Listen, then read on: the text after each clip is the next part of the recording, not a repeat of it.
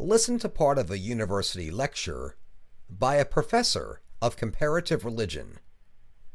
Good afternoon, class.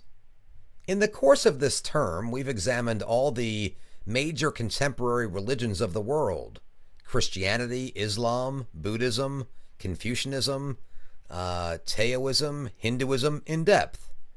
But before your final examination, I also want to spend a couple of classes looking at some of the more interesting minor religions.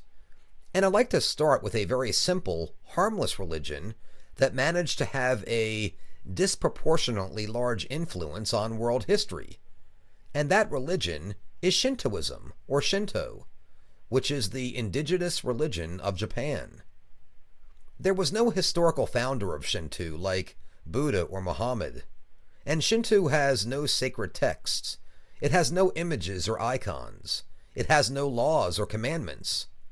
It emerged organically from prehistoric nature worship, a sort of animism, and the ancestor worship of the earliest Japanese people.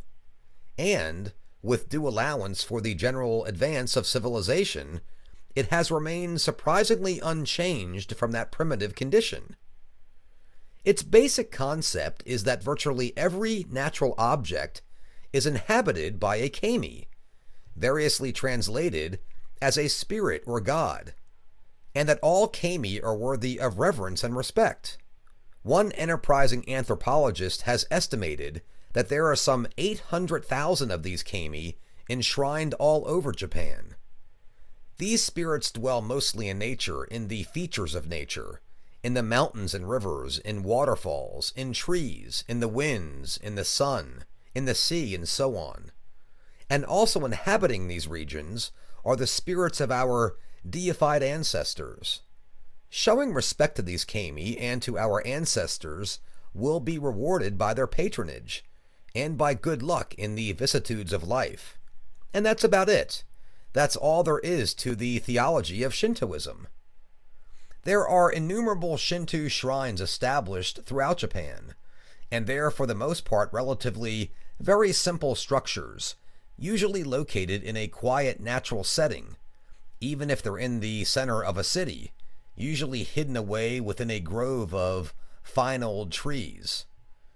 They're distinctively marked by a torii, which are a traditional gateway. Torii are composed of two tall uprights and two crossbars at the top, and usually painted bright red. These gates set off a mundane world from the spiritual world. When you pass under the torii, you leave everyday life and enter the world of the kami. Different gods are enshrined in each shrine. A particularly fine old cedar tree, for instance, or a local hilltop, or, as in the case of the politically sensitive Yasukuni Shrine in Tokyo, the spirits of the war dead.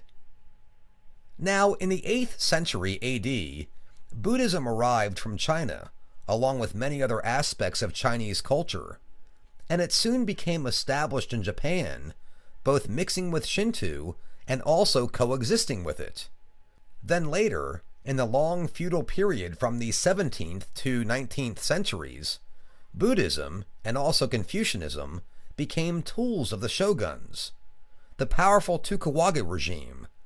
However, with the succeeding Meiji Restoration in 1868, the restoration of political power to the emperor, and the rapid social and technological modernization of the country, Japan's nationalistic scholars turned back to pure Shintoism as part of the unique Japanese identity, and in the 1880s, state Shinto was formalized as the national religion of Japan. And this leads us nicely to what I mentioned before, the contribution of Shinto to world history. Now, the preeminent Shinto kami is Amaterasu Omikami, the sun goddess. She's on their national flag, you may have noticed, and Amaterasu Omikami is also traditionally considered to be the founder of the long dynasty of Japanese emperors. This genealogy, of course, makes the emperor divine. And in the 1930s, this divinity of the emperor was used by the militarists and the ultra-nationalists to promote their agenda and to galvanize the Japanese people for the expansionist policy that ultimately led to the political and human disaster of the Second World War in the Pacific.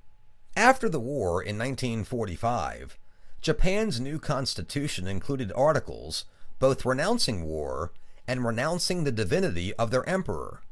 But today, the emperor still remains as a figurehead of reverence for the people. Amaterasu Omakami's shrine, the Shrine of Eyes, is still a national magnet of pilgrimage for those who want to pay their respects to the emperor and, through him, to Japan. Without religious commandments or a real theology, Shinto doesn't really impact morally on Japanese society, but its influence in daily life is still considerable. Special days of worship come at key points in people's lives: births, coming of age, weddings, rice planting and harvesting, at house raisings and at equinoxes, etc. And many shrines hold their own matsuris, or festivals, to celebrate their foundation or the resident kami. And these are always occasions for eating and drinking, for entertainment and merriment, and for community socializing. Shinto, but a very benign version, is still very much alive in Japanese culture.